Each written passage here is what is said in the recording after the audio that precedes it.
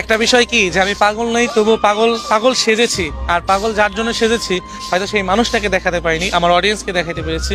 কারণ ভালোবাসার মানুষগুলো যখন ছেড়ে যায় তখন হয়তো দেখা যায় কি উপরে ভালো জামা কাপড় পরে থাকলেও না, মানে নিজে এক ধরনের ভিতরে ভিতরে পাগল থাকে, কোনো কিছু ভালো লাগে না, খাইতে ভালো লাগে না, ঘুমাইতে পারছি না, বা কিছু একটা করতে পারছি না।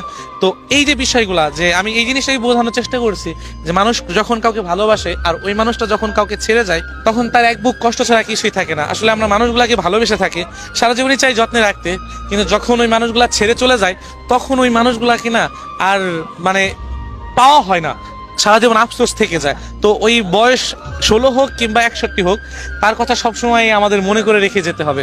ওই যে হুমায়ুন স্যার একটা কথা বলেছে না, আমার বয়স যদি 60 বছর হয় তবুও তার কথা মনে রেখে যাব।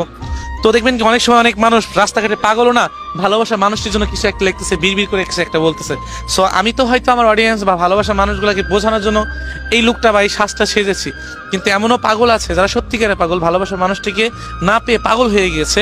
এমন অনেক মানুষ আছে, আপনি দেখলে বুঝতে পারবেন অনেক জায়গায়।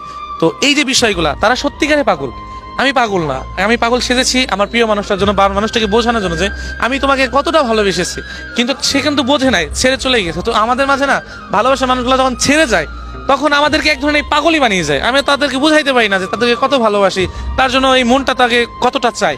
এই জিনিসটা না তারে আমি কোনোভাবেই বুঝাইতে পারি না। সো এই যে অডিয়েন্স যারা যাদেরকে বুঝাইতে যাচ্ছি বা